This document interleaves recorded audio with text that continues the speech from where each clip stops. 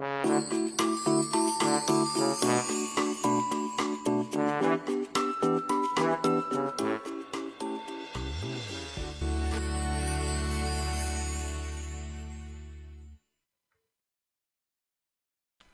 Sobat Gen, bertemu lagi dengan Gen Sukses Media. Di kesempatan kali ini, kita akan membahas soal-soal yang berhubungan dengan ruang lingkup biologi bagian pertama, terutama soal-soal atau pertanyaan yang sering kali menjumpai pada ulangan ataupun ujian materi ruang lingkup biologi saat di sekolah. Seperti apa soal dan pembahasan praktisnya? Simak setelah bagian berikut ya, Sobat Gen. Oke, kita masuk kepada soal yang pertama. Biologi merupakan pengetahuan murni atau pure science, sedangkan cabang pengetahuan yang termasuk ilmu terapan adalah. Nah, di sini ada 5 opsi jawaban. Yang pertama ada sejarah biologi, taksonomi hewan, pengetahuan sel, farmasi, dan botani. Kira-kira apa jawabannya? Nah, untuk menyelesaikan soal berikut, maka yang perlu diketahui terlebih dahulu adalah perbedaan dari pengertian antara ilmu murni dan ilmu terapan. Nah, perbedaannya adalah untuk ilmu pengetahuan murni atau basic science berfokus kepada teori yang ditujukan untuk menemukan pengetahuan baru. Nah, misalnya penelitian mata manusia. Contoh dari ilmu pengetahuan murni yaitu fisika, matematika, kimia, dan biologi, di mana ilmu murni ini sering disebut sebagai ilmu pengetahuan dasar atau ilmu pengetahuan alam. Adapun sahabatnya, yaitu untuk ilmu pengetahuan terapan, ini menempatkan teori-teori ke dalam praktek dengan tujuan mencari solusi dari sebuah masalah.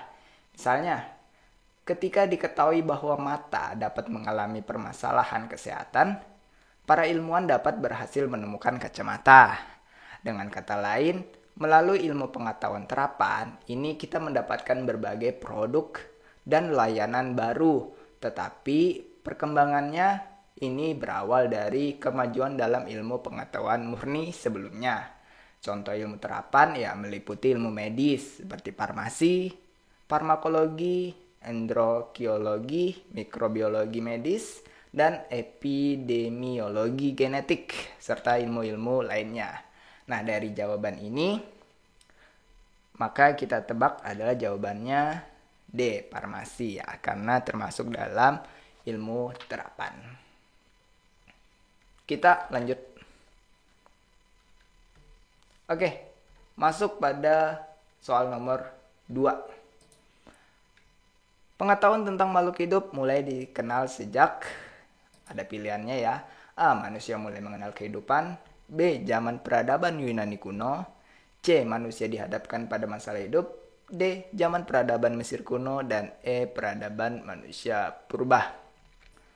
Oke, pengetahuan tentang makhluk hidup mulai dikenal sejak manusia dihadapkan pada masalah kehidupan ya. Seperti masalah penyakit. Nah, contohnya adalah kasus penyakit malaria yang sudah dikenal sejak peradaban Yunani dan Romawi kuno ya, di mana masyarakat pada itu berpendapat bahwa udara buruk dari rawa sebagai penyebab penyakit dari malaria tersebut ya. Nah, contoh ini yang kemudian dari masalah itu ilmu pengetahuan kemudian terus berkembang ya, hingga pada akhirnya diketahui bahwa malaria disebabkan oleh parasit Plasmodium yang disebarkan oleh gigitan nyamuk Anopheles yang betina. Nah, dari sinilah kemudian awal mula cikal bakal pengetahuan tentang makhluk hidup ini mulai dikenal. Jadi jawabannya adalah yang paling tepat, manusia dihadapkan pada masalah hidup.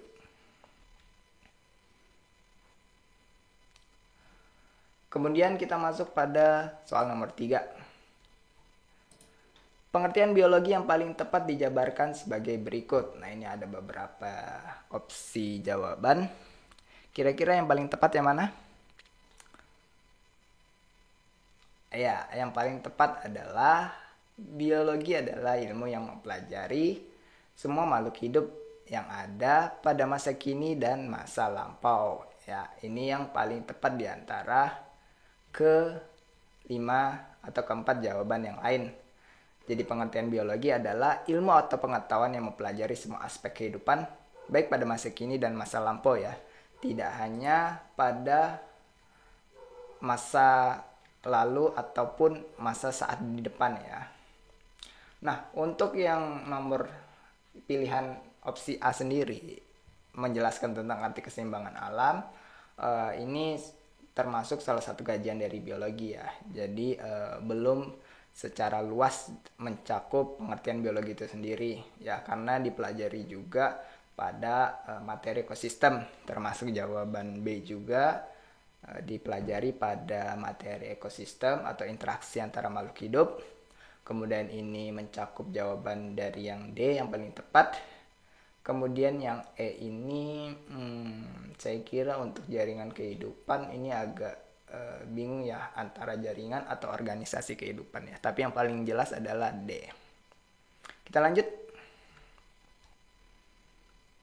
Oke, soal berikutnya. Nomor 4 yaitu objek material dalam ilmu biologi mempelajari tentang A. Makhluk hidup dan alat kehidupannya. B. Makhluk hidup masa kini dan masa lampau. C. Makhluk hidup dan makhluk hidup yang makhluk hidup dan makhluk yang tak hidup.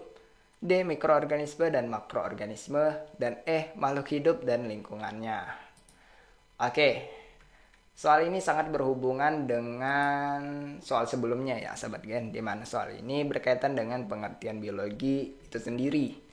Seperti yang kita ketahui bahwa biologi berasal dari kata bios dan logos ya, yang berarti bios itu hidup dan logos itu ilmu. Sehingga ilmu pengetahuan biologi mempelajari tentang kehidupan atau dari makhluk hidup ya. Makhluk hidup dalam biologi meliputi yang hidup pada masa kini maupun masa lampau ya, karena dalam biologi juga dipelajari tentang pewarisan sifat, sejarah perkembangan, serta evolusi yang membutuhkan perbandingan makhluk hidup masa kini dan masa lampau.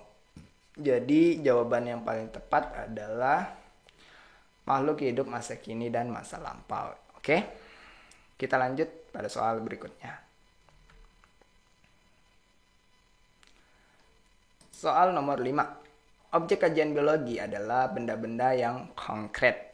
Yang dimaksud benda konkret adalah A. Benda yang hidup. B. Benda yang mempunyai nilai ekonomi. C. Benda yang dapat ditangkap alat indera. B. Benda yang dapat dilihat tanpa alat. E. Benda yang hanya dapat dilihat dengan bantuan alat. Oke, kita masuk ke pembahasannya. Nah, objek kajian biologi itu berupa benda-benda yang nyata atau konkret. Yang dimaksud dengan benda konkret adalah benda yang dapat ditangkap oleh alat-alat indera manusia. Nah, benda-benda konkret ini dapat berupa benda padat, cair, atau juga gas ya. Nah, indera-indera yang ditangkap ya diantaranya ya indera penglihatan oleh mata, indera pendengaran yaitu telinga, indera pembau yaitu hidung, indera pengecap yaitu lidah, dan indera peraba yaitu kulit ya. Jadi yang paling tepat yaitu adalah benda yang dapat ditangkap oleh alat indera. Di sini ada yang mirip ya, yaitu benda yang dapat dilihat tanpa alat, itu yang D ya. Hanya saja beberapa kajian objek biologi itu ada yang harus memerlukan alat ya, seperti halnya penggunaan mikroskop gitu untuk membantu melihat mikroorganisme yang sangat berukuran kecil ya. Jadi untuk jawaban D ini kurang tepat ya, karena belum mencakup semua objek kajian biologi. Kita lanjut. Oke, soal nomor 6. Biologi berkembang dari akar atau rumpun ilmu. Nah, ini A. Filsafat, B. Alam, C. Sosial, D. Humaniora, dan E. Kimia. Pasti kita bisa ngarahkan jawabannya ke alam ya. Tapi jawaban yang paling tepat adalah yaitu filsafat. Kenapa bisa jawabannya filsafat? Karena pada zaman dahulu kala, terutama zaman Yunani, orang lebih banyak mempelajari tentang filsafat ya. Nah, dari filsafat ini selanjutnya berkembang adanya filsafat alam dan filsafat moral. Filsafat alam mempunyai turunan ilmu-ilmu alam. Nah, ilmu-ilmu alam ini dibagi lagi menjadi dua bagian, yakni ilmu abiotik atau non-hayati dan ilmu biotik atau hayati. Nah, ilmu hayati inilah yang biasa disebut dengan nama biologi. Sedangkan mungkin jawaban D ini jarang kalian dengar ya. Jadi untuk yang humaniora ini istilah lainnya adalah ilmu budaya yang merupakan ilmu mempelajari tentang cara membuat atau mengangkat manusia menjadi lebih manusiawi dan berbudaya ya. Menurut bahasa Latin ya, humaniora biasa disebut sebagai artes liberales ya, yaitu studi tentang kemanusiaan. Ini menurut Wikipedia ya, yang pernah Gen Sukses baca gitu. Oke, lanjut. Oke, kita lanjut. Nomor 7, berikut ini yang bukan merupakan alasan biologi dikatakan sebagai ilmu adalah A. Hukum-hukumnya bersifat universal. B. Banyak orang yang ingin mempelajarinya. C. Mempunyai objek kajian dan metode ilmiah. D. Dapat dipikirkan secara logika. Dan E. Bermanfaat bagi kehidupan. Dari yang perlu digarisbawahi di sini adalah kata bukan merupakan alasan biologi sebagai ilmu. Oke, kita masuk ke pembahasan. Untuk yang jawaban soal nomor opsi A yaitu bersifat universal. Nah, universal ini maksudnya kebenaran yang disajikan dalam ilmu pengetahuan harus berlaku secara umum ya. Nah, itu benar ya. Oke, kemudian banyak orang yang ingin mempelajarinya. Saya kira untuk ilmu pengetahuan yang lain pun banyak yang mempelajarinya ya. Kemudian mempunyai objek kajian dan metode ilmiah. Yap, ini seluruh ilmu pun baik itu yang di bawah kelompok sains itu mempunyai kajian dan metode ilmiah ya. Apalagi seperti biologi sendiri ya, termasuk punya objek kajian dan metode ilmiah.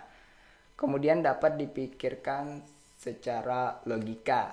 Nah, logika itu kan berdasarkan pertimbangan akal pikiran ya.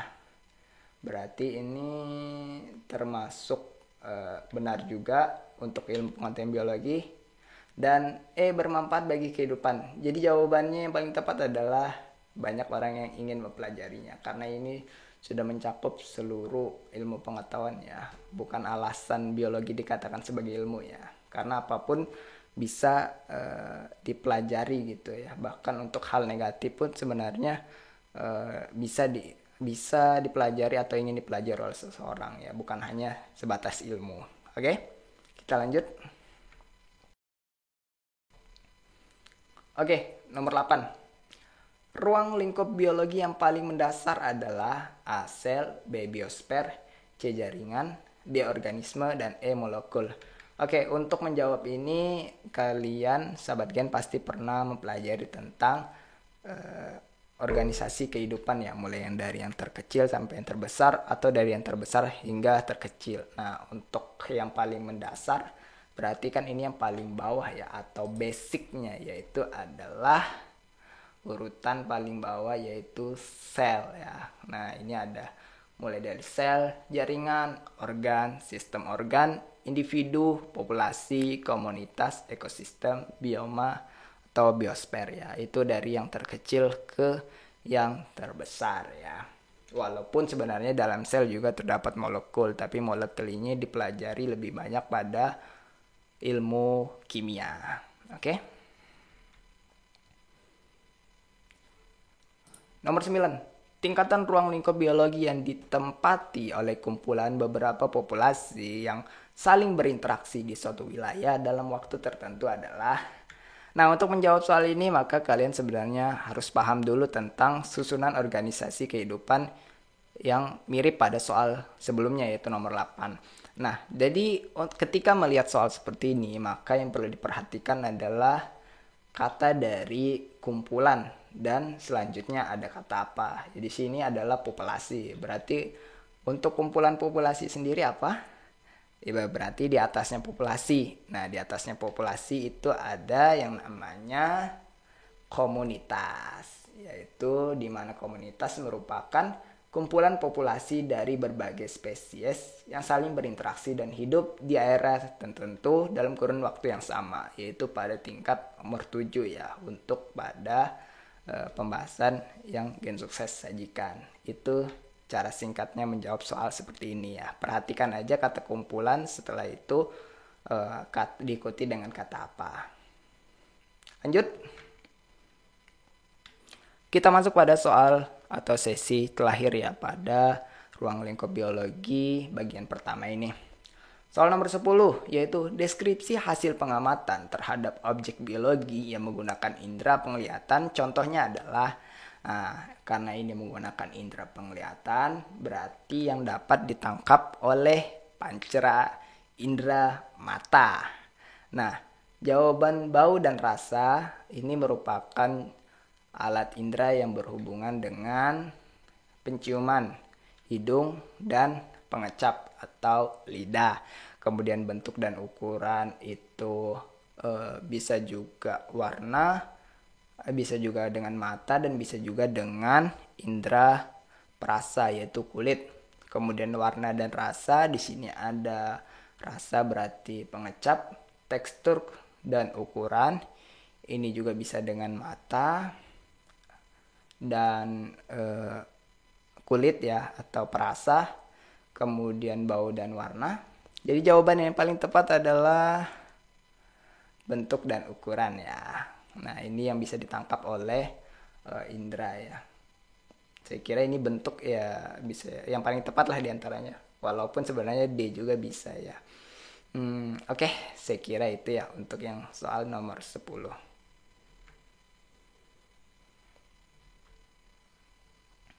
Baik sahabat Gen, untuk soal dan pembahasan mengenai ruang lingkup biologi bagian pertama ini cukup sampai di sini ya. Semoga menambah sedikit pengetahuan dan wawasan kita semua.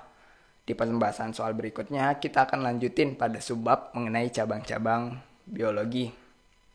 Oke, terima kasih karena telah menonton video ini. Sampai jumpa pada video berikutnya. Sampai jumpa sahabat Gen dan tetap semangat belajar.